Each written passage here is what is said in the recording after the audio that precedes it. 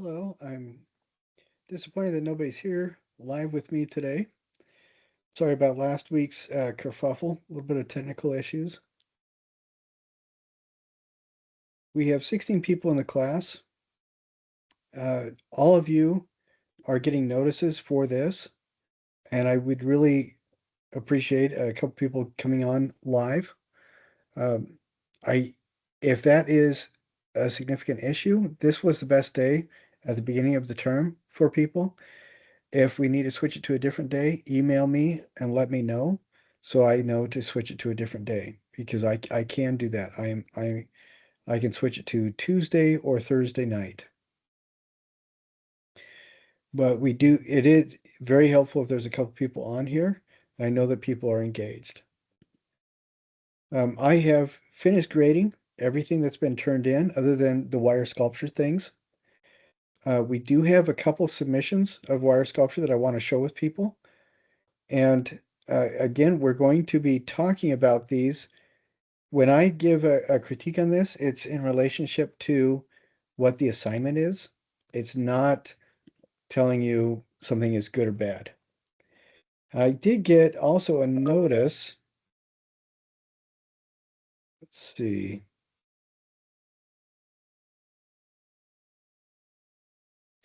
I got a notice from somebody at our museum that there is a student show coming up that everybody has um, an opportunity to join. And I have a deadline, I mean, an exhibition timeline. The entry period is February 9th through February 20th. And I'm thinking that what I will do is copy the information out and then just email it to everybody uh, shortly after this so that you guys all have access to that information. That is So the entry there it's about a week and a half that you have to enter things into it from February 9th to I believe it said the 19th. Let me double check that. To the 20th. So that's about a week and a half. And this is an excellent opportunity to get something done as part of a resume, to enter a piece in there. So I'll show you what the email looks like so you guys can all see that. And then I will also copy it out and send it to people. So here's the email that I have right here, the 2026 Student Art Exhibition timeline, entry period February 9th to February 20th. And this is for the on-campus museum, UVU Museum of Art. And they talk about different things like liability and the rules and stuff like that. But I want you to be aware of this. I do not have a link. This is an emailing list. I do not have a link, but you should be able to find more information by going to the UVU. Uh, let's see. That's a weird one. There we go. Um, by going on to the UVU museum website. So I hope that helps people. I'm seeing that a lot of people are getting stuff like their quizzes done and things like that. That's really good to see. About a third of the people are still missing their houses. I would highly recommend not to let these things pass you by and forget about them because as we move on through the semester, you are going to feel more and more bogged down by the different things that you have to get accomplished. Um, please make sure that you get this turned in by this weekend at the latest. And I did notice there were a couple people that took to heart some of the things that we talked about and resubmitted. Not a lot of people. But if you see your grade on anything and it's not where you want it to be, look at the notes that I've made and you can contact me for more clarification. I'm happy to help you to do whatever you need to so you can resubmit and get more points.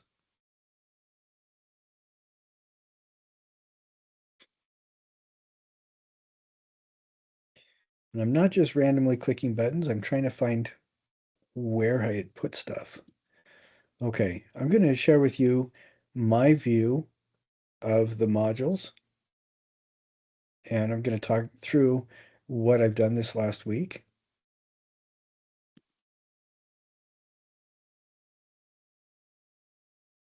A couple people did join us this last week, and I recommend going through the overview. This looks kind of daunting, but notice that these little icons right here, these are pages, so you just have to read them. They're not assignments to turn in. There are a couple assignments where when they have a page with a pencil on it, that's an assignment. And so pay attention to those. Uh, but what I'm looking for is primarily the things that you need to read for the new people that came in. And attendance is fairly straightforward. We do have a couple of attendance assignments, pick up your kit and introductions, and I believe almost everybody has done those. If you haven't done those, do them now. I am putting zeros on assignments that haven't been turned in so that your Canvas is triggered to remind you to take care of that assignment and do it. Please make sure that you get those taken care of as soon as you can. Again, it is just not worth the stress to allow yourself to get bogged down and have a bunch of stuff in your that still needs to be turned in. Let's see, if we go to the quiz, we can see how many people have taken that.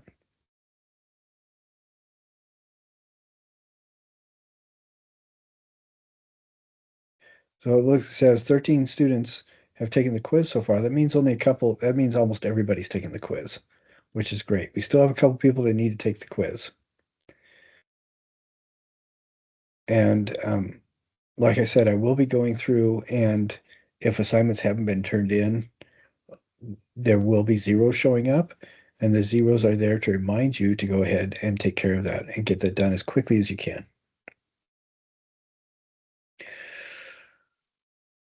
Something to remind people, I still have this happen every once in a while.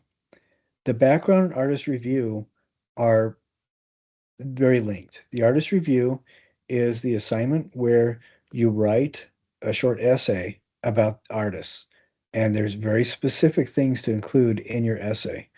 And a couple people, I've said this, there aren't complete sentences, there's no punctuation, things like that, and you've turned around very quickly and reworked it, which is excellent.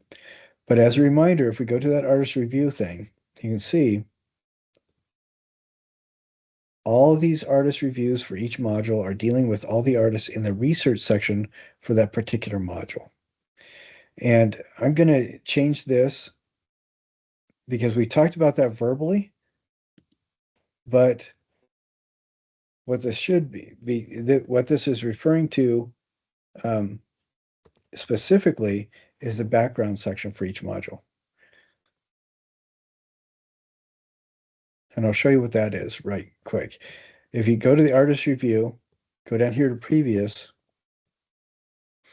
this is the background. This is the research section for each of those modules. And in here you have the 6 to 8 artists for each module that are specifically chosen um, because of their relationship to the material in the module.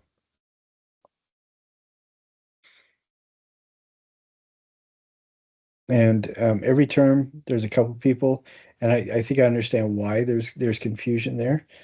We do talk about this in the video. I've gone over it very much in the video several times.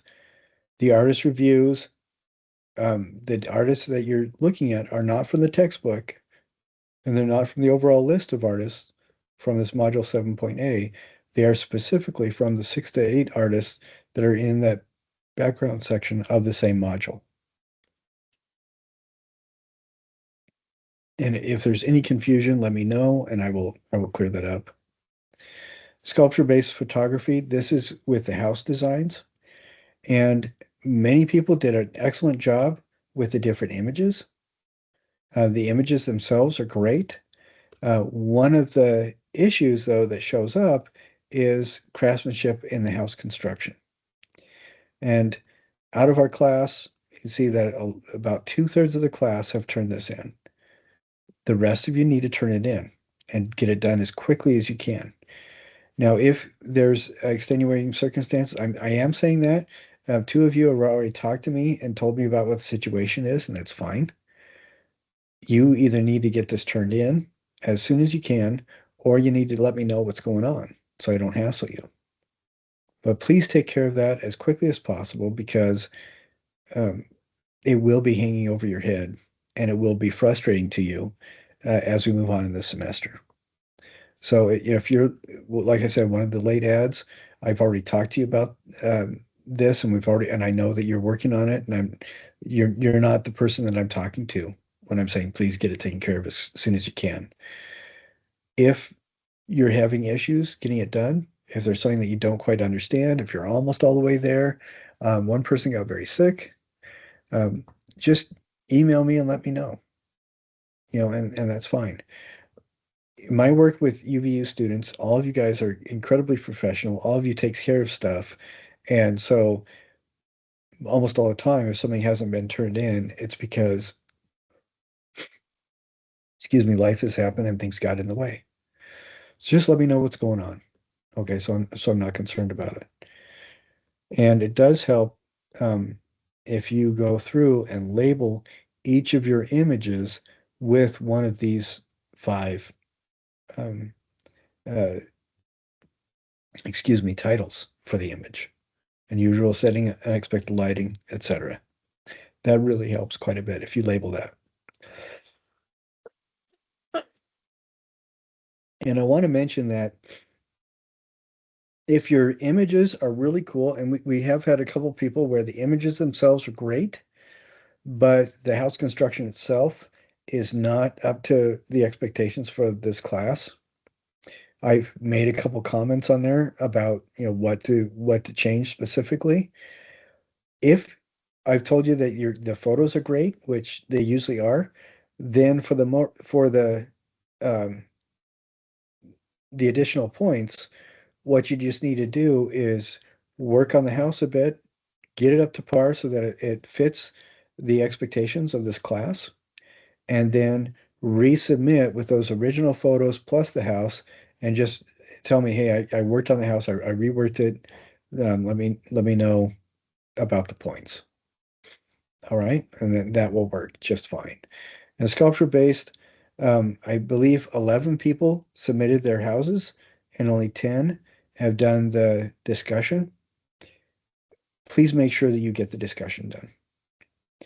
And one thing that is interesting to note, the work log, remember I right up here when we look at the assignments right here, sculpture-based photography.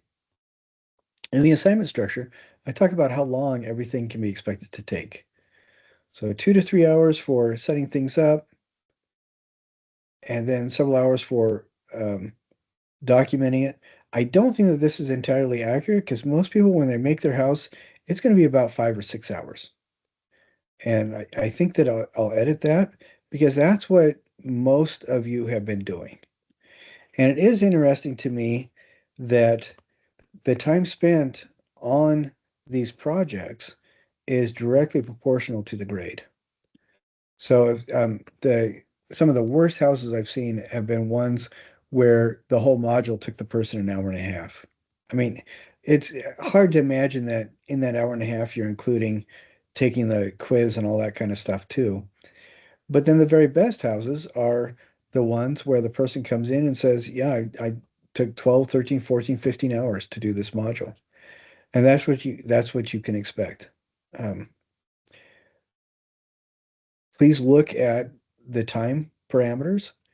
And usually they're a pretty good indicator. If something is lacking, you don't know where it's going, look at how much time you spent. And if you spent less time than suggested, it's a pretty good indicator that that may be where elements are lacking. And you need to go back and just work on it some more.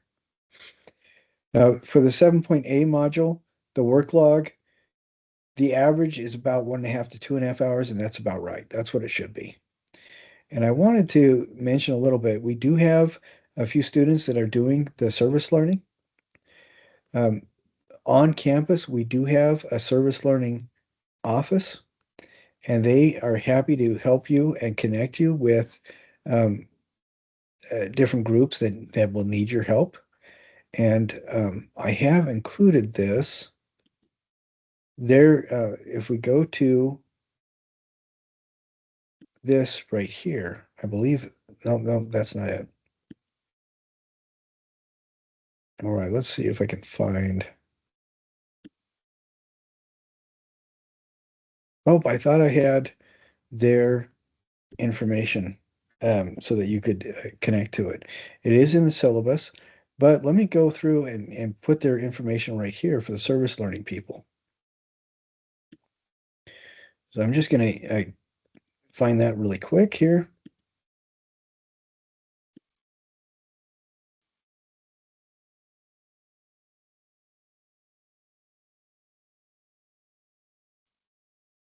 The person who's in charge of this is an individual named Sean Grassland and or Crossland rather, and the the office that he is in charge of, they do a really good job of making sure that you have access to different opportunities for service, not just for this class, but in general. So let me see if I can. Uh, I'm looking for their information.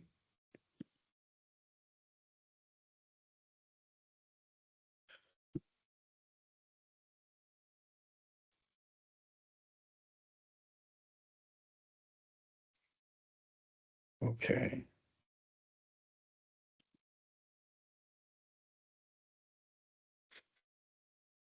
Okay, so this is their website, and there are classes you can take that specifically address service learning. I am a service learning fellow.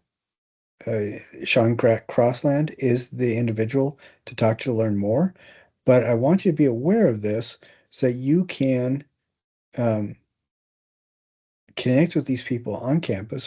Find their office, go to their websites, and get more information about them. And it's service learning or social impact.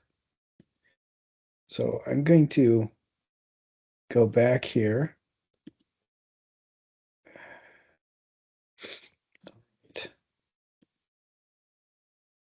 And I'm going to edit this.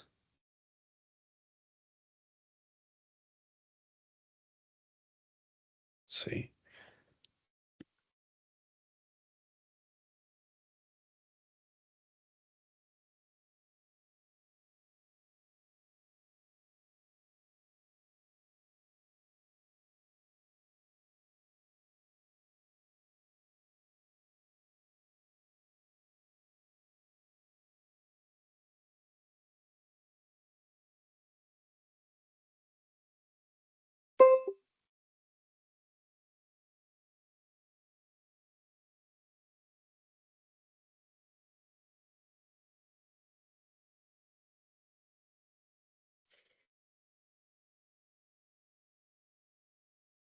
Okay, now, so I found the website. I'm copying that. I'm going to turn that whole phrase into a link here so you can find it. There we go.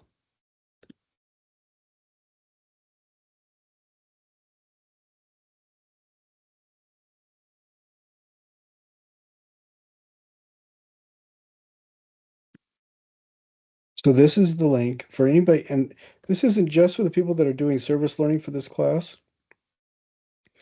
It is for anybody who's interested in service learning. Now, there are about 4 students who have not um, declared themselves for either service learning or research. And one of the things you need to do is go here to this assignment and decide which you're going to do and then submit that. Are you going to do the artist, pick an artist and do the artist research route, or are you going to do the service learning route? Like I said, we do have 3 people that are dedicated to the service learning, and they're coming up with some really great ideas.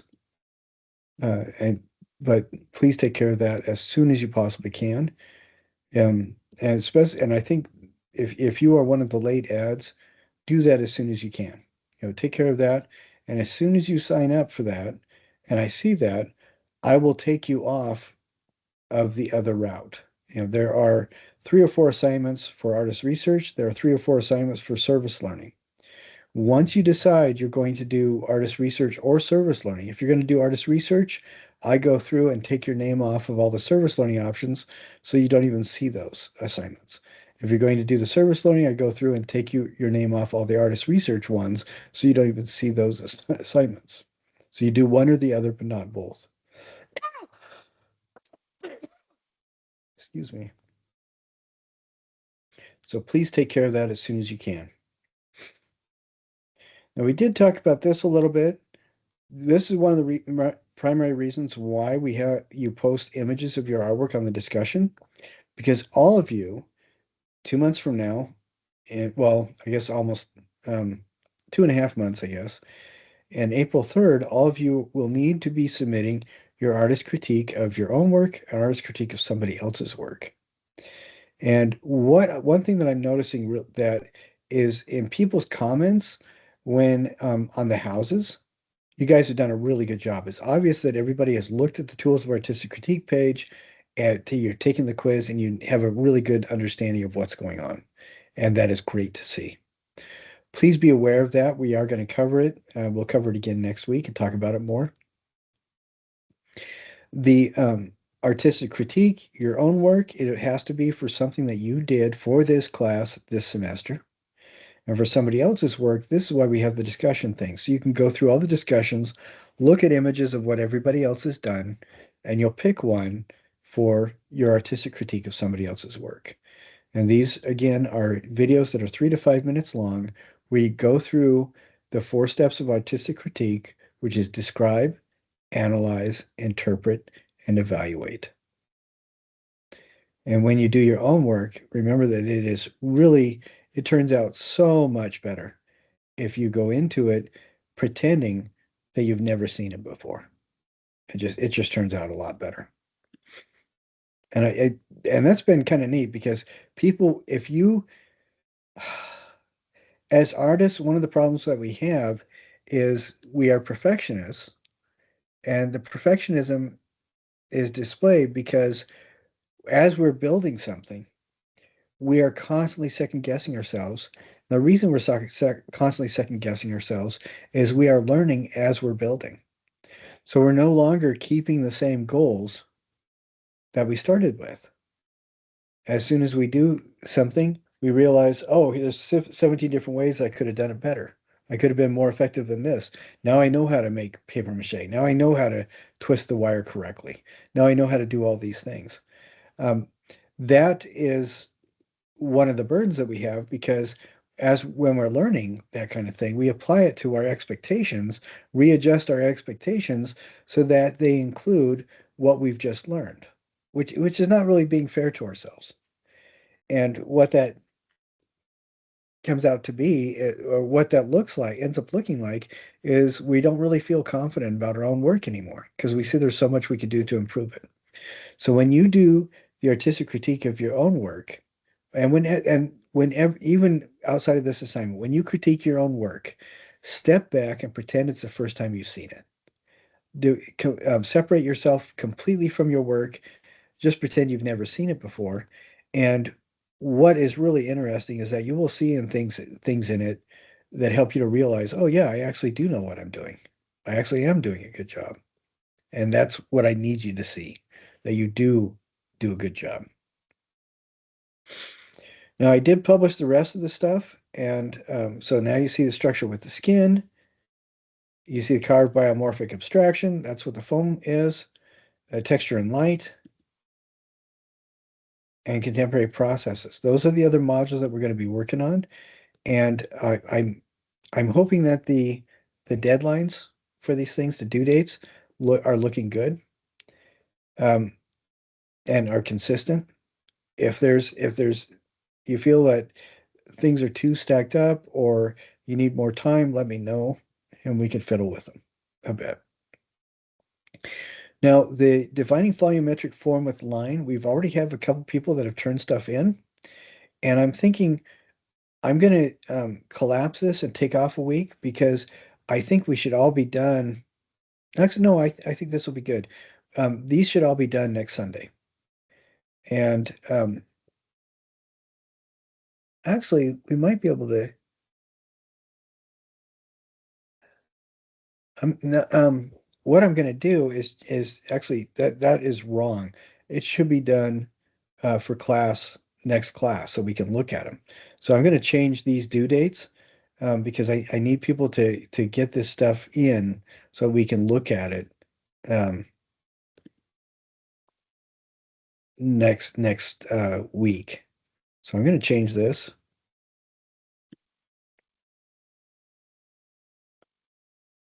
because we talked about it working on it last week, and I thought the dates were right, but I realized they are not right. They are wrong.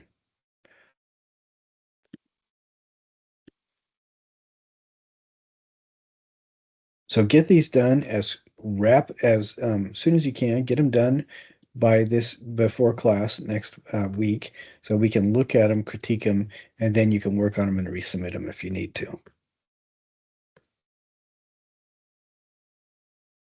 So we're gonna look at a couple of these,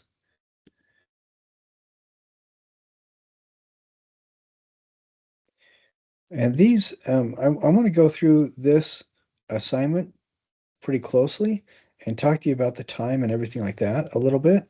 And I want to look at the two that have already been turned in and talk about them a little bit.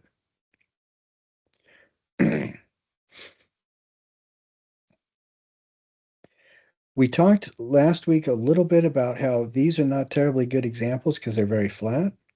These are not the best examples because they are really, really dense, and I don't expect you to do that. But this one, Craig Moss's cow sculpture, I think, is a really excellent example of the kind of thing we're going for. You see, it's a recognizable object. In this case, it's an animal, but you can do like a shoe or a shirt or anything like that. And I show a lot of other student examples that look really good. And this person used all the same kind of wire. If you want, you can get additional wire and add that to it. I want you to pay attention to the different kinds of line qualities, the different kinds of techniques for putting the wire together, because I think that that's all really important.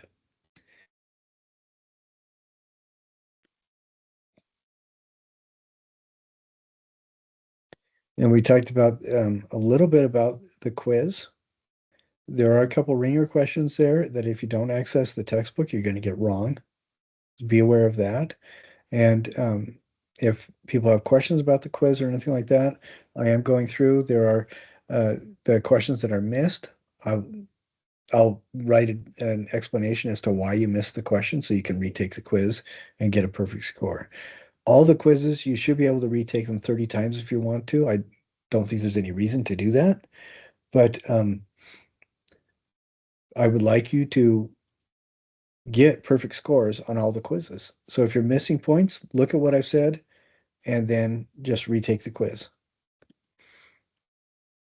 For the background, this we have several different artists, 6 different artists in this case, that each do things a little bit differently with the wire.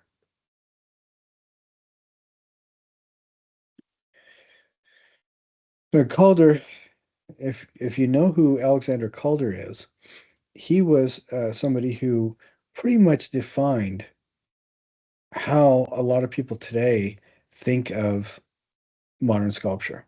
He did some really amazing stuff. And I want to show a couple of his wire pieces. Now, this is wire that he's attached to wood chunks. And one thing that Alexander Calder was really good at is he didn't do an awful lot of detail, but with his gestures in the wire, he really did an excellent job of communicating. And it's all there's in all of them, there is a certain element of humor. So, you very much you see the hands, the elbows, and stuff like that. And it's really interesting to me how he did different things like combining different elements so that you can kind of tell the clothes that the person is wearing. Like she's wearing an ankle length skirt, and just doing different things to give very different feelings, very different ideas of, of hair, uh, the way the hair is, where the clothes are. Now, his wire sculptures are a lot more simple than what I want you to be doing. What I want like you to look at in what he does is the gesture quality. What the kind of fun that he's communicating with the line quality that he uses. I think that this is a cat. Oh, it's a leopard. I think that's cool. I like that because the spots are these little curly cues right here. That's kind of neat. Elephant, a lot of emphasis on the trunk, and a mule. Soda fountain, we don't see the soda fountain, but what we see is the person sitting there getting ready for their treat. And then this right here, I would guess that those are acrobats. Acrobats, yes, there we go. So a lot of very fun stuff that he did.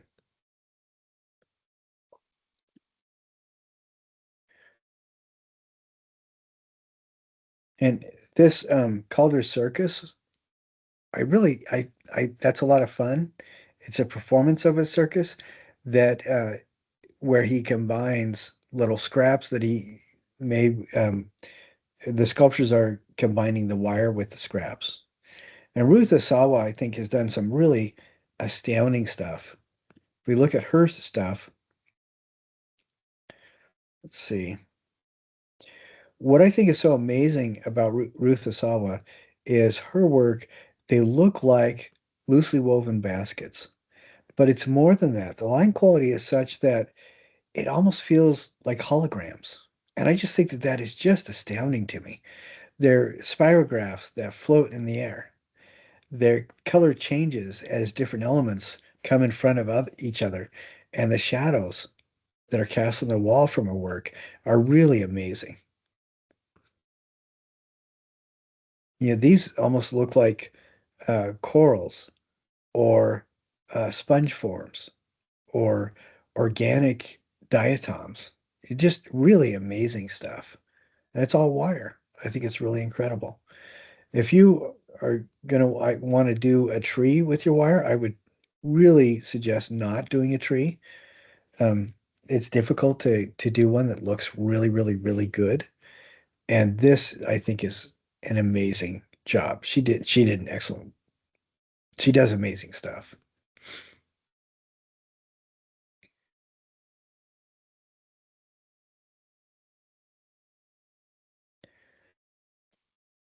Anthony Gormley, one of the things that really stands out for me with Anthony Gormley's stuff is that he focuses so intensely on the human form.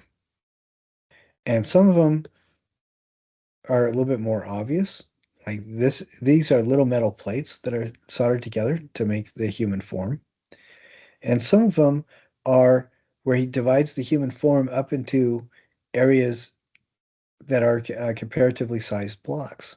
So this is a group of people, but it's made of little blocks. And his wire work, there's some really interesting things that he does. Like this, it's based on a human form, but the wire makes these huge rectangles, and where they intersect is where the human form develops. And some more block elements. But as we go down, we'll get closer and closer to his wire stuff that he does. Like this is large scale wire stuff.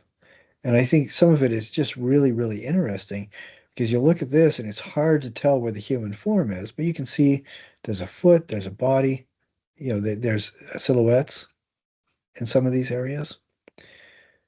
This is an intersection of wire cubes where the density kind of makes a figure that's sitting down. I think that's really interesting. And I love these kinds of ones where they're almost like coalescences of different of the wire to make the form. This feels almost like a cloud. And well, it does feel like a cloud. I don't really see a human form in this one myself. I'm thinking that he probably would say that the person is laying down somehow. And but I find it difficult to find a human form in this. I do think it's really fascinating. He's made all these wire form dodecahedrons and icosahedrons and Archimedean solids. And where they come together, it becomes a lot more dense. I think that stuff like that, I think is really interesting. And then you have something like this with wire where it's all straightened out and where the tips of the wire come together is where the figure is made. You can see the shadow of the silhouette of the figure right in there.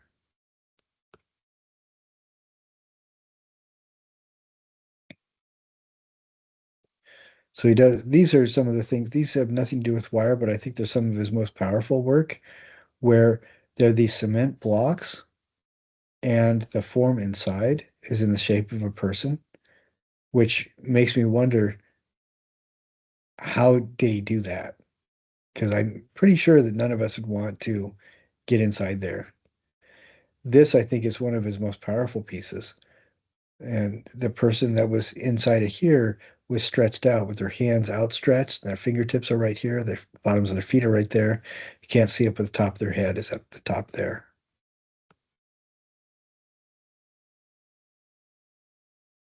So a lot of solid sculpture. We're not seeing a lot of wire in this, but the videos that I have for you should have a lot of the wire stuff in there.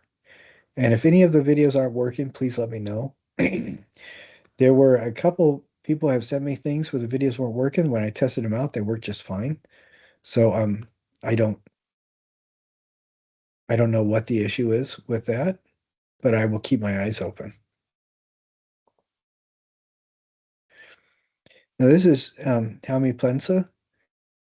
He does stuff that is really interesting too because it's not always just wire. Sometimes it's looks like pieces of metal that are scraps that were stamped out of something else. But what is really fascinating about his stuff is a lot of the shape is seen because the wire kind of overlaps each other or becomes more dense. So he made this net of wire and then formed it so you can kind of see the face and the ear and elements of the head.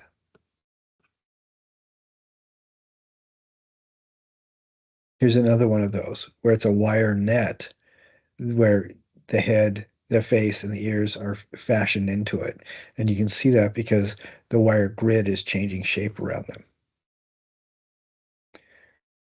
And then you get things like this where the wire is shaped in the form of a ball, but areas are wrapped around and thickened so that you can see music elements and notes and notation.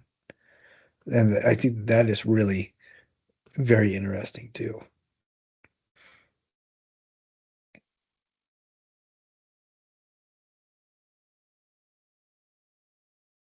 Oh, I'm sorry.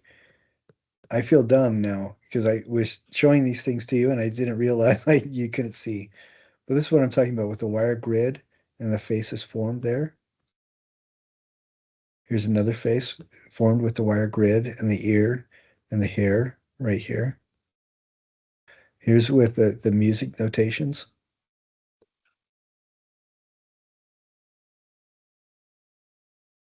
Hopefully what I was saying now makes a lot more sense since you can actually see where the pictures are. Now these are examples of where instead of wire, it's like stamped metal.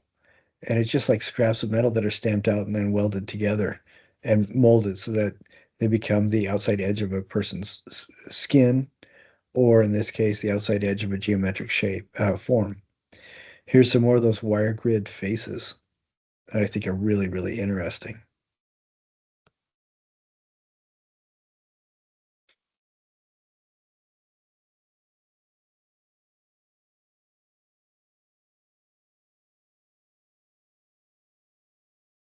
And Martin Sen, he does some really fascinating stuff that I don't know. Um, I want you to look at it and see what you think about it. It doesn't seem to fit really well with a lot of the stuff that we're doing necessarily, because sometimes this stuff is really two-dimensional, but other times it's a total 3D scribble. Like these are silhouettes that fit on a wall, Adam and Eve right here. And you can see that they're designed to fit against the wall. But something like this is a radio that's freestanding. And I think that is really amazing. This is the kind of thing that I hope you guys are aspiring to for this assignment or this bottle. And I love this bottle because the lines, these lines don't exist in a bottle. They're not, the lines aren't drawn on there. But an old-timey Coke bottle was cast so that you had these different forms, these different shapes that your hand could grip and feel. The letters stuck out of the glass. And what Martin Sennen's done with his wire is go into those areas and emphasize where those different forms interact on the surface of the bottle. And that's what you're seeing. I think this is a really good solution. I think it's an excellent one. And this is the cigarette box. This is mounted against a wall, but it's designed so that it can stand free. It can stand on its own, which I think is kind of cool. And this microscope on a stand, same kind of thing. Lots of detail, lots of fun detail. And I like how in some areas it's open and you can still see the forms in it. And in other areas it's really, really tight. And it helps to support it. And of course he signs his work with the wire too. But I just think that some of these are really fun to see. This is one of those flat portraits again. Again, we're not interested in doing flat, we're interested in doing 3D stuff. This I like. This feels like it is almost a scene out of, a caricature scene out of somebody's apartment or something. And it's three-dimensional and it stands on its own. Like it feels to me like it has some of the same kind of humor as Alexander Calder's work. Then here's a butterfly playing the piano, which that's super fun. This is a little bit sinister. That person does not look like they're having a good day. And I like how some of this stuff I see, it looks to me like there's a little bit more of that sense of humor to it, which is fun to see. And I love this bird cage. Really well done. Beautifully designed. One of the flat pieces again. So that's a really fun one to look at. And then David Oliveira. Oh, this is what I'm showing with the portfolio. So let's see if we can update that.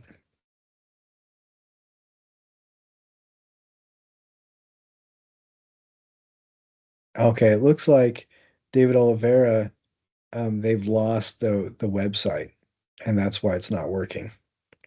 So we're gonna, but the videos listed here, watch these. I will try to find another David Oliveira portfolio website that we can hook up. And I think this is one of the things that you guys had told me wasn't working.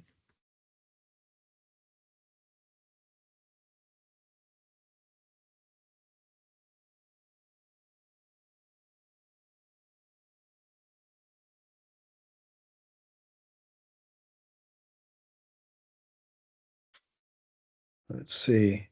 There is a website, Sachi Art, does some really cool stuff, and it looks like they have a bunch of his work. So that's what I will use, and I'll show that to you really quick here. I'm going to edit this, update it.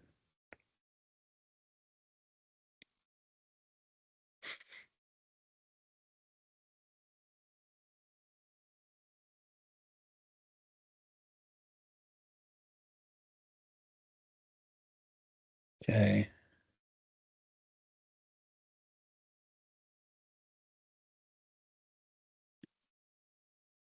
So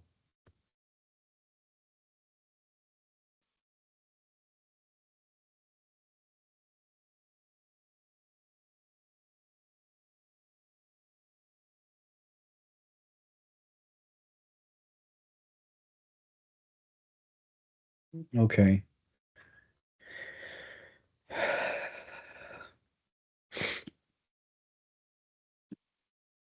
And we're going to go to that in just a second here. So I'm going to put this link up right here.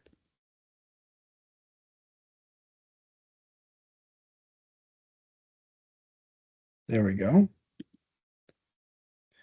Let's see, then that it should link us right there now.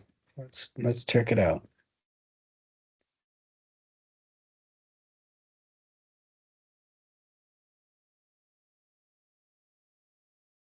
Here we go. Okay, this is looking really good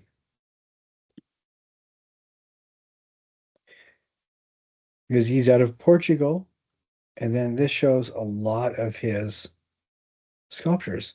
He does human portraits where it's just the skin, which is kind of unnerving, and he does these really fascinating ones where it's um, La Pieta, and he's done it in wires specifically so it when the light hits it, it almost becomes like a ghostly kind of thing, which is really fascinating.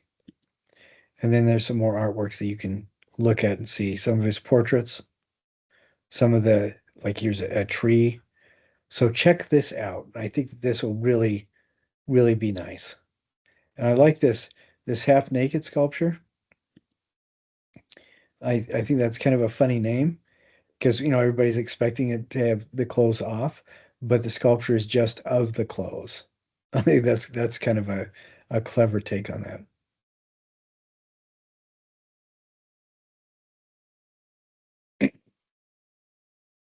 So definitely check that out. And for those of you who emailed me about this, I'm sorry I did not get that fixed sooner. The video should be working though.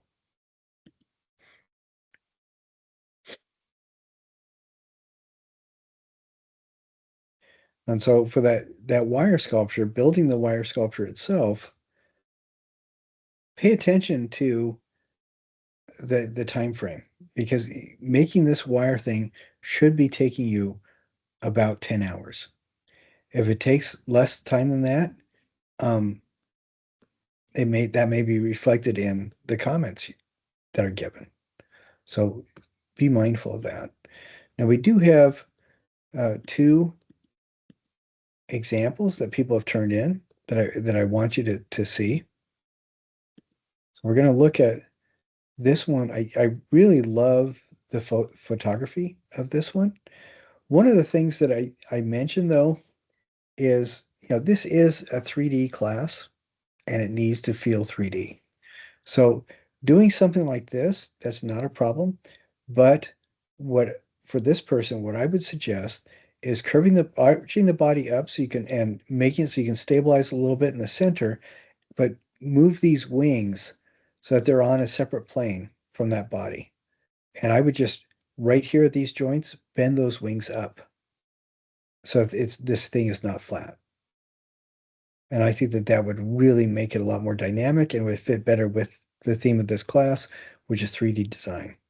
Now, what I want you to see is this person, they got the really, really thin silver wire, and look at what they did right here. I love that. They didn't try to make a specific design necessarily, but it's pretty obvious that there is a design on there. And I love the fact that this is a different color wire than the black. So you have the black wire right here, but you have the silver wire laced back and forth with these organic lines. And then with the lighting of the photograph, I love how the shadows show up. I think that turned out really, really well. So that's an excellent image.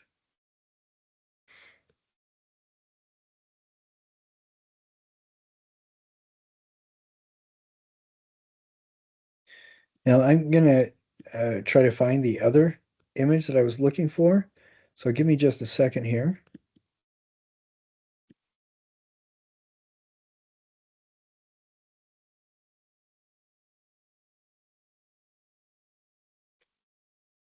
And again, these wire images should be done for this coming Sunday. And even if they're halfway done, turn it in so that we can look at it and talk about what can we do, to make things better or be more precise. Okay, I'm having a hard time finding the other submission. So I'm looking through. Okay, I think I found it.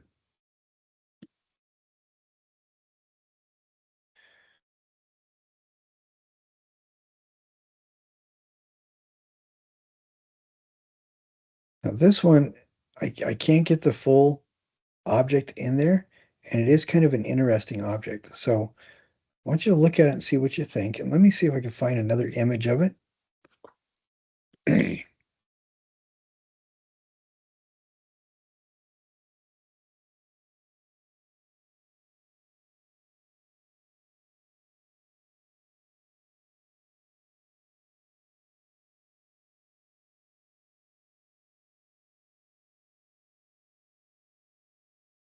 Oh, I think I see what's going on. That's really fascinating. So this is the sketch that was done for the wire object.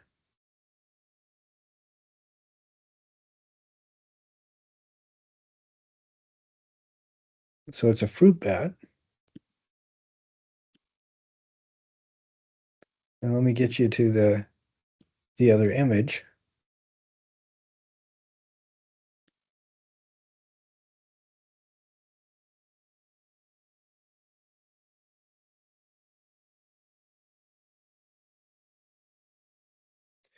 This is really interesting. Now it makes a lot more sense visually, and I can see a little bit better about what's going on. So we have this right here is the element that the fruit bat's hanging on, and here we have that fruit bat. And then you can see the nose and the eyes and the ears. This is really a fascinating one. I think that's very, and I love the fact that they take in a picture so you can see the shadows as well. This is really a very fascinating one.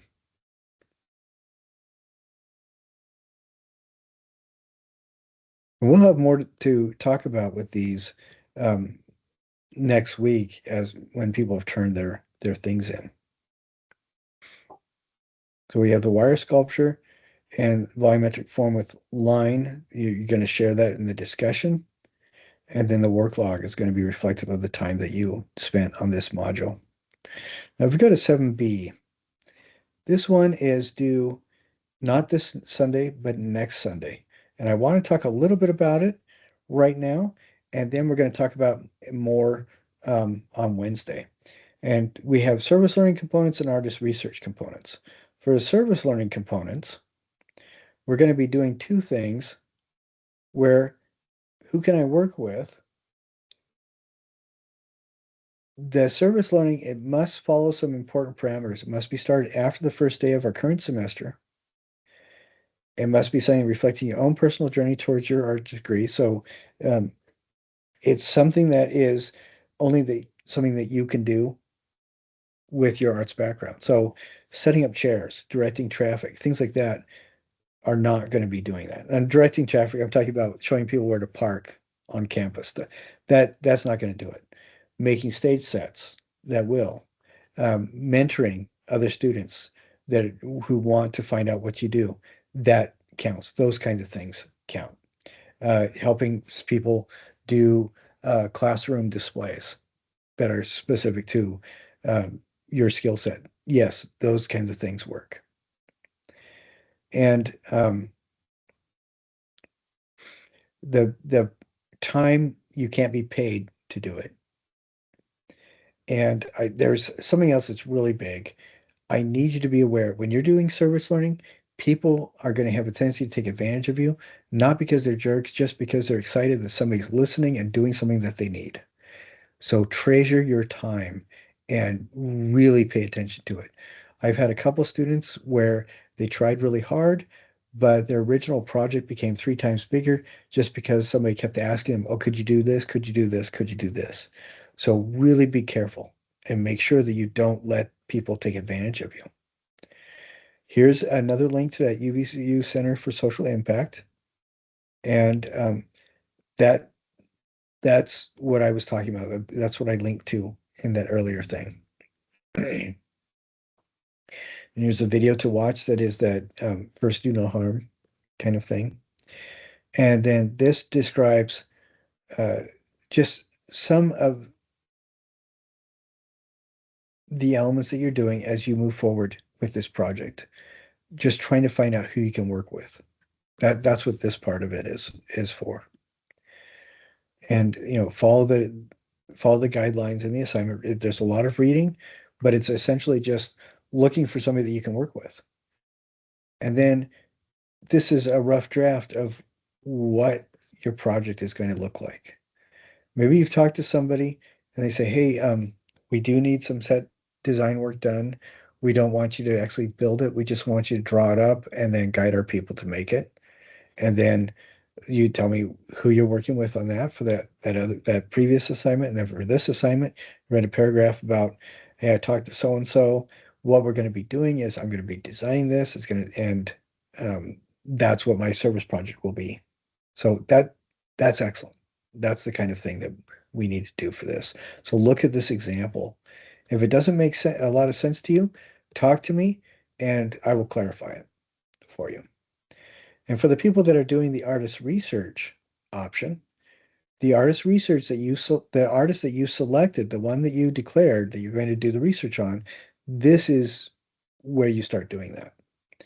And where the service learning people, you're talking about who you can contact and what your project will look like. Commensurate time spent on that. For the service learning people, you will spend, if you're doing artist research, you're going to spend about the same amount of time putting together an annotated bibliography. This annotated bibliography, you're going to take your artists, you're going to find 5 different sources. They can be videos, they can be articles, they can be documentaries, they can be lots of different kinds of things.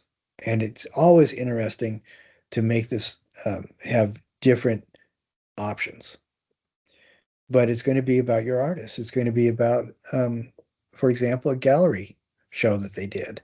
It's going to be a review of some of their stuff. It's going to be an interview with them. It's going to be somebody writing an article about their life. It can be any of those things. And you're going to be using MLA formatting for the citations. And I have a couple different websites here that will help you with your citations. Make sure that when you go in, there's lots of options for different styles of formatting. Make sure that you use the MLA format. And there's not all these citation machines really, they don't understand everything. So sometimes they'll split up names. Like, for example, if it's an article that is put out by the Met Museum, the author is the Met or the Met Museum.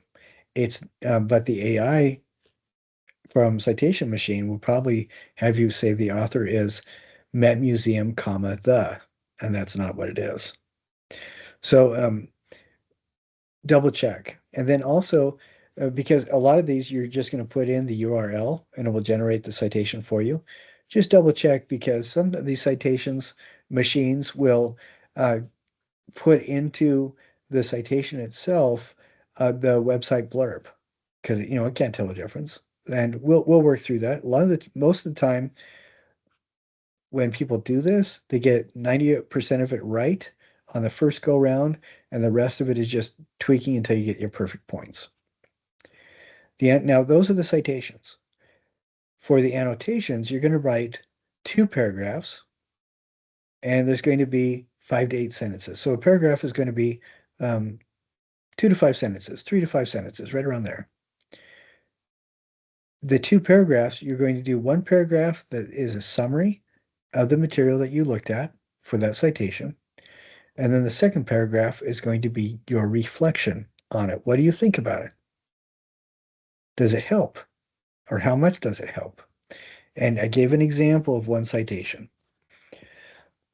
So this is an annotated bibliography. The annotation is the 2 paragraphs, and the bibliography is the citation. This is a citation. And pay attention to this part right here, accessed on. All citations must have an accessed on date because we can use things like archive.org or the Wayback Machine to find out what the website looked like on the day that you accessed it. So 30 years in the future, you can find out what it looked like and find your exact information. Otherwise, it'll change. So you need the access on phrase right at the end. Notice there's a period at the end of the citation. See that? Period right there. And then you have the accessed on phrase. Whatever format you use for your date, do the same thing in all 5 of your citations. You're going to have an accessed on date at the end of each of your 5 citations. So notice that. So the first one, it's a gallery exhibit. And so all the artists are listed as the author. Then here's the title right here. And then right here, we have one paragraph that is a summary of what this citation refers to. And then here is observations and reflections made about that summary. Now, this is just one. You need to do 5 of these. So 5 different ones. You can use, like I said, articles, videos, different stuff like that. Podcasts, all sorts of different things. And everything, even potentially if you were abducted by a mothership and interviewed the alien queen, there is an MLA citation format that is appropriate for that kind of interview. Believe it or not, it fits with everything. And I make that note, accessed on date or access date, each citation must have the access date at the end. And then when you do this, after you have all 5 of these done with your annotations, with your 2 paragraphs, what you are going to do is alphabetize them according to the first letter of each citation. You're not going to do it in any other order other than alphabetical according to the citations. All right, that's how to do it. So like I said, everybody gets 95% of this right on the first go, and then we have to tweak it a little bit just because people forget or don't see everything. And that it's not a big deal, it just takes a couple minutes of editing. So those are the assignments that are going to be due not this coming Sunday, but the following Sunday. And that is the first step or the second step of your artist research. That is the 7-point B. All right. So keeping track of your time for either the annotated bibliography or you're doing the background stuff on your service learning, keep track of your time. Keep track of your time for this and for the work log. This work log refers only to the work you did for Research Module 7B, which is the stuff you did for the service learning or the stuff you did for the artist research. So I'm hoping that makes sense to everybody. Now I do want to tease a little bit. Structure with the skin is something that's coming up next. You can, but I don't even worry about that yet. What we want to do is concentrate on these things: artist research, annotated bibliography, and the wire sculpture, so we can look at them and critique them on Wednesday. All right. If you guys need any help understanding any of this stuff, let me know. Get a hold of me, and we will answer those questions next time. Well, that is all that I have for today. We only spent an hour or so together.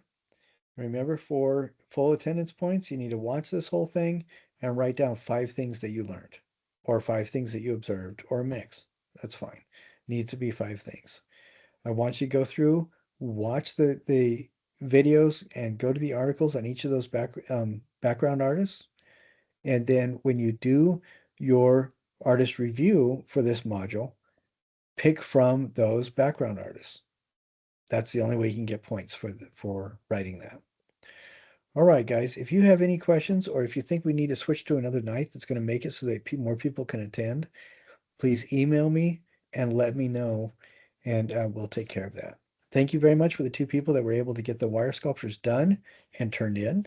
That is great. That's excellent. Um, I We talked a little bit about that. We're going to visit it some more next week. And if you have any questions about the grades on the houses that you did and the photographs and everything, let me know. I am happy to help. Let's see. I'm just fiddling a little bit with format on my computer. Sorry if that's confusing. I hope you guys have a wonderful week and weekend. I really appreciate your patience with me last week. I'm sorry there was a technical issue. I was not able to get online until almost 20 minutes late. So I'm very sorry. Mabel is usually here on time, and really that's been very good to have. And I'm sorry for messing with people's schedules last week. But like I said, if we need to switch to another night, let me know. I can do Tuesday night or Thursday night if either of those will work better for you. So let me know. Thank you guys, and I look forward to seeing your work next week.